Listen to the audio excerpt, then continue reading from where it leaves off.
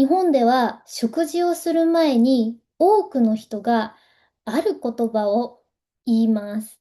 それは手を合わせていただきます。はい、いただきますという言葉です。聞いたことありますか？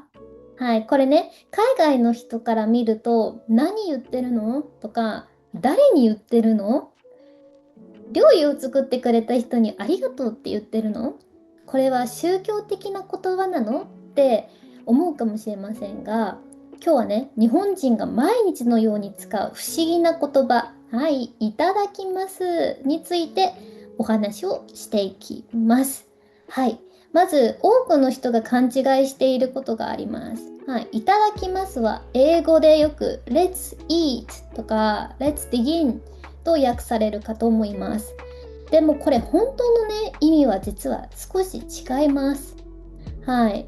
食べようという意味だけではないんですね。はい。この言葉の中には日本人の食べ物への考え方、そして命への考え方が隠れています。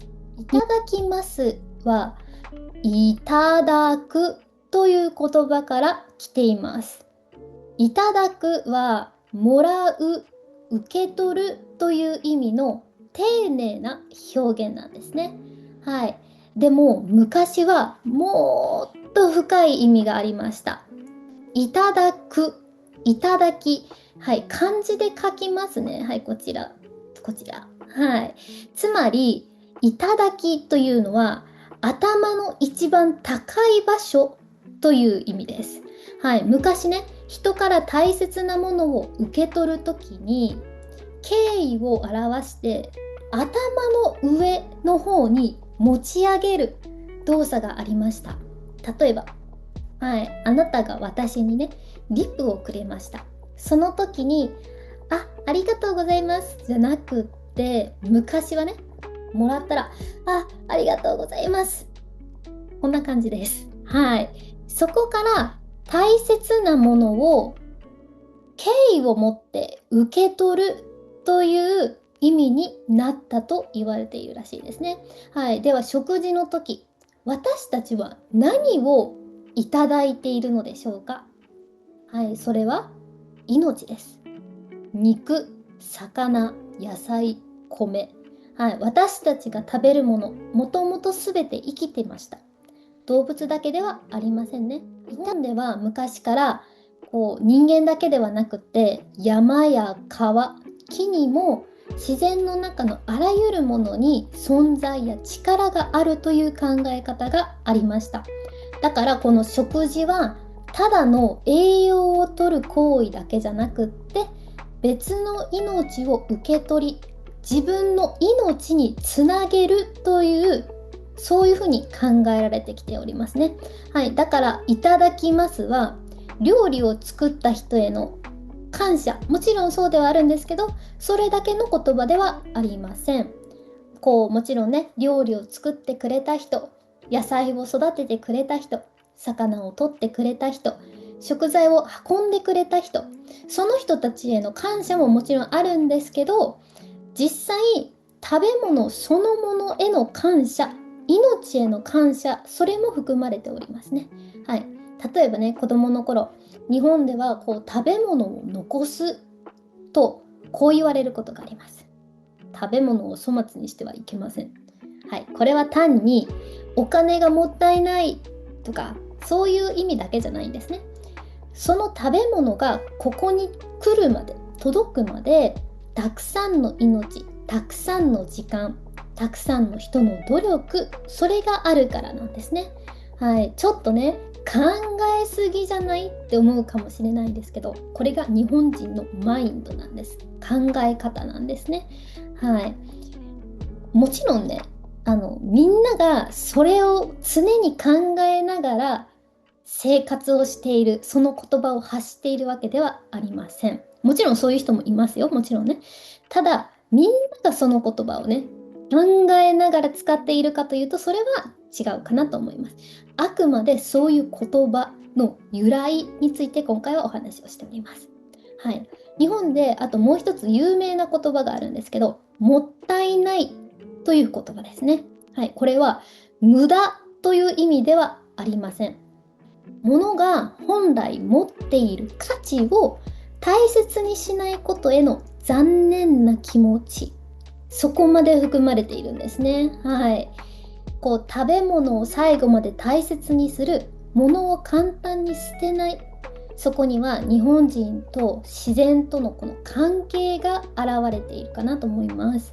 はい、面白いのはね、現代の人、ここの現代の日本人が深く考えて、いただきますと言っているわけではないのも本当に事実なんです。子供の頃からそれを当たり前の習慣として覚えてる。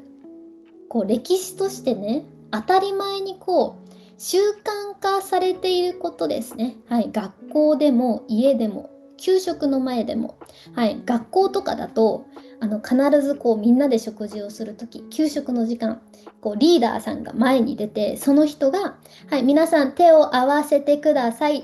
手をね、合わせてください。いただきますというその号令でみんなでいただきますという言葉がないと食べてはいけないんですね。最近の日本の学校とかは分かりません。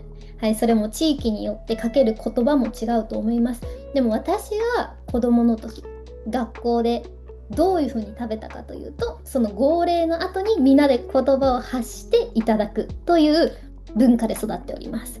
はい。でもね、意味を知るとこの短い一言の中にたくさんの考え方がね、入っていることが分かりますね。はい。海外では食事前に祈る文化もあるかなと思います。神様に感謝する国もあれば、家族に対する言葉、感謝、敬意を示す文化もありますね。そう、日本のいただきますとは、それはまたちょっと少し違うかなと思います。特定の誰かだけに向けた言葉じゃなくって、人、命、すべてに向けられた言葉ということですね。はい。そして食事が終わった後、日本人はもう一つ言葉を言います。それはごちそうさまでしたという言葉です。はい。このごちそうさまでしたという言葉には、昔走り回るという言葉の意味があったらしいんですね。はい。昔はね、今のように簡単に食材が手に入らなかった時代です。誰かをもてなす。わかります？おもてなしの文化ですね。誰かをもてなすためには、山に行ったり、市場に行ったり、いろんな場所を走り回らないと準備ができない状況でしたね。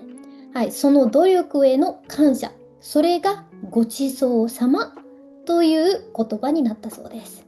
はい、いただきます。はい、たった6文字の短い言葉。でもその中にはね、命を大切にする心、自然への敬意、人への感謝、日本人が昔から大切にしてきた考えが入っています。次に、あなたがもし日本人が食事の前に手を合わせてね、いただきますというところを見たら、それは今から食べますと言っているだけではないことを覚えておいてください。目の前の食事がここに来るまで、すべてに静かに感謝しているのかもしれません。今日はなぜ日本人は食事の前にいただきますというのかということについてお話をしてみました。はい、ぜひね、また次回も聞いてください。